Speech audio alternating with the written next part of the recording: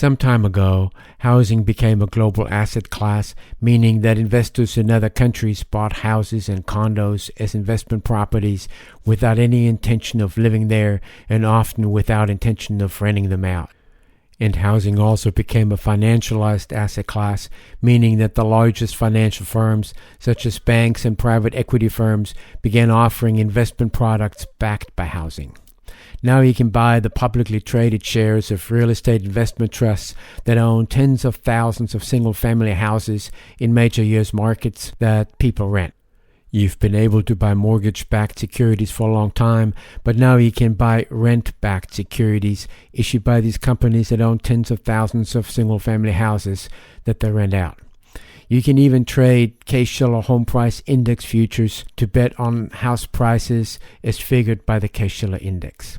And on and on. Anyone, anywhere in the world can now invest in, bet on, or gamble with U.S., Canadian, or Australian housing.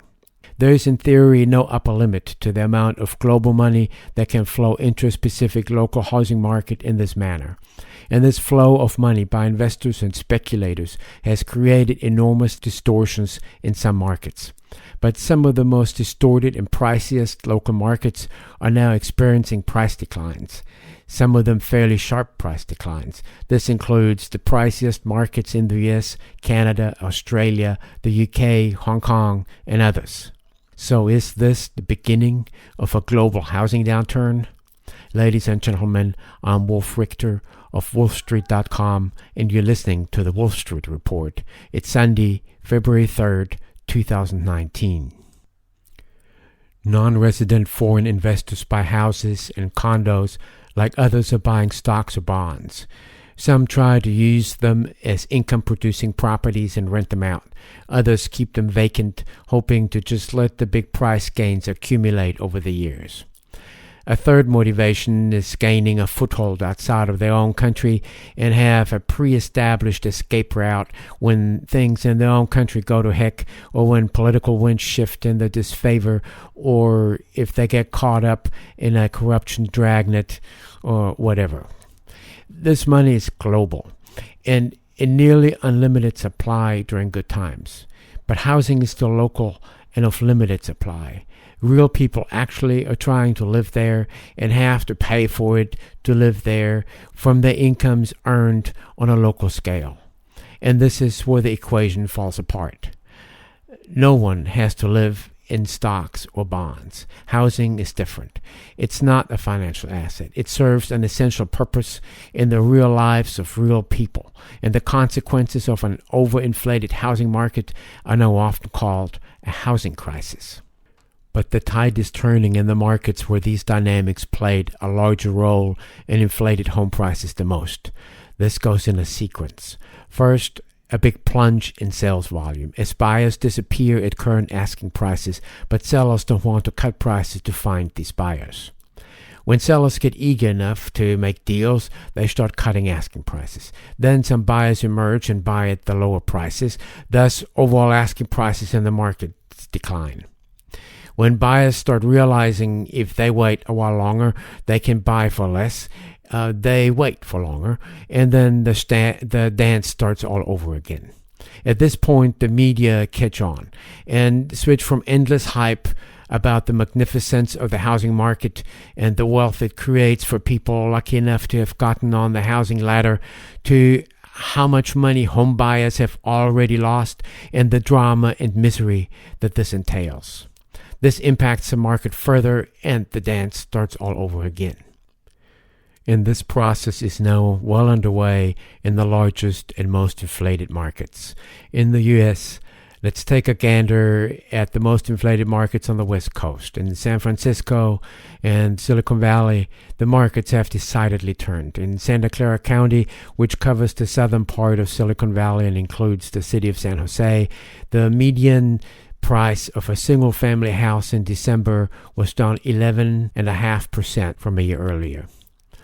In San Mateo County, the northern part of Silicon Valley, the median price was down 1% year over year. In San Francisco, the median price, after double-digit price gains, eked out just a tiny gain year over year. The median price is now at $1.5 million for a single-family house.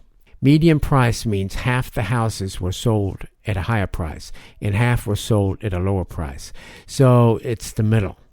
But at 1.5 million, as in San Francisco, it requires relatively high income people to be able to afford what is essentially a mid-range house, nothing special, smallish, in a so-so neighborhood. This is a mismatch. So are there enough of these high income people who are not only able to pay, but are willing to pay an arm and a leg to live in a median house in a so-so neighborhood? And the answer is no. The market is now running out of these people that are willing to do this, and the rest of the people cannot afford to do this. The median household income in San Francisco is far higher than the median national household income, but it's not nearly high enough to pay for a median house. In a city where the median home price is $250K, the problem of affordability doesn't weigh as heavily. That doesn't mean that house prices can't dive 30%, but it would be for other reasons than affordability. These reasons might include job losses, surging mortgage rates, or just a turn in sentiment. But the problem of affordability is an issue unique to the most overpriced markets. That's what we're talking about here.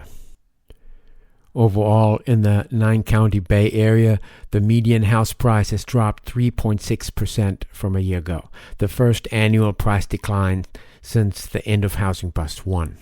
This data is from the California Association of Realtors. In Southern California, the downturn is some months behind the downturn in the Bay Area. In the county of San Diego, house prices inched up just 2% year over year. In Los Angeles, 1.8%. In both counties, gains early in the year were largely wiped out by the declines late in the year. For example, in LA, over the 3 months of October, November, and December, prices dropped 7%. In the Seattle metro area, after a historic spike into the spring of 2018, prices have now turned south with a vengeance. In some other metro areas, the median price never reclaimed its crazy bubble peak of the prior housing bubble, like the vast metro of Chicago, where prices were super inflated until they started imploding in 2006, and since hitting bottom have only wobbled higher and are still far off the prior peak. New house prices, these are houses that are sold by home builders, have dropped 12% from a year ago. That's across the U.S. New house prices are the fastest to react to market dislocations because these are the properties sold by home builders whose job it is to build and sell homes no matter what the market conditions may be, and they adjust to the market first because they have to make deals. In Canada, the most inflated markets are primarily Vancouver and Toronto. Volumes have plunged and prices are already coming down, with different segments and neighborhoods going at a different pace. For example, according to the Real Estate Board of Greater Vancouver, the home price index for West Vancouver ended the year down 12%, but other areas of the Vancouver metro didn't quite drop as sharply, and a few actually eked out some gains. But overall, the index for Vancouver fell nearly 3% for the year. But over the last 6 months, prices in every single area dropped, and the overall drop for the past 6 months was 6.5%. So this downturn is picking up momentum. In Toronto, the overall average price for the year 2018 dropped 4.3%. But from the peak in April 2017, the average price in December was down 14%. In Australia, the largest and most inflated markets are the metros of Sydney and Melbourne. In Sydney, as sales volumes have plunged, home prices are now down 12% from the peak in July 2017, according to the CoreLogic Home Price Index. Over the past 3 months alone, prices have dropped 4.5%. That's an annual pace of decline of about 18%. In Melbourne, where the housing bust started 4 months after Sydney's, home prices have dropped 9% from the peak in November 2017. Over the past 3 months, they dropped 4%, showing once again the accelerating pace of the declines. In the UK, the hotbed of the housing downturn is the former hotbed of the housing bubble, London, particularly the expensive submarket of prime central London, where home prices have taken a drubbing last year with sales volumes that have dried up to financial crisis levels.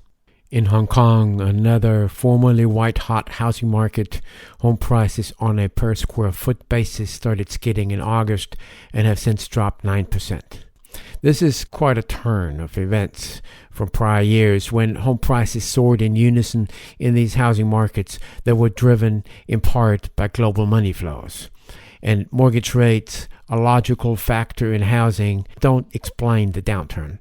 Not at all, actually. On the contrary, they're near historic lows in Australia and the UK. They have barely risen in Canada, and while they've risen in the US, they remain very low by historic measures. The economies in all these markets are still pretty good, without mass layoffs and deep job losses that are normally associated with housing downturns.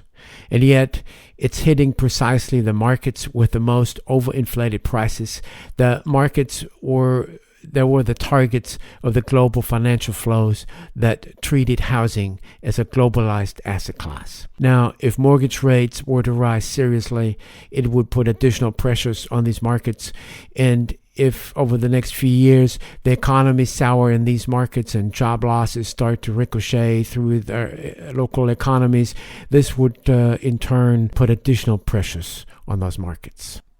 And then there's the media coverage, also globalized. Investors in China are reading what's going on in Silicon Valley or Vancouver, San Francisco, or in Sydney. There is probably no asset class that is more media-driven than housing. On the way up, coverage by the mainstream media brims with hype and superlatives and encouragement of endless wealth and adds fuel to the dynamics. And then on the way down, media coverage focuses on the damage done by declining prices, and it acts as a force multiplier. And this is the stage we're starting to be in now. And investors in China can now see the price declines going on in these distant housing markets. And in the local media, they see the stories of Chinese investors getting their shirts ripped off in foreign housing markets. And suddenly, it doesn't look like such a hot deal anymore. The hottest, most overinflated markets were driven higher by a mix of local and global factors involving local and global money, in addition to pandemic interest rate repression that caused mortgage rates to fall to historic lows. Mortgage rates are still near historic lows in many markets, but these local and global factors have smacked into some sort of reality. This asset class, consisting of local markets, is so globalized that the surge in prices happened in near parallel in otherwise unrelated and very distant markets, and now the downturn in these markets is also happening in near parallel, which is really an amazing feat when you think about it, and losses are beginning to radiate out from these local markets to investors around the world. Ladies and gentlemen, I'm Wolf Richter of WOLFSTREET.com, and thank you for listening to the Wall Street Report.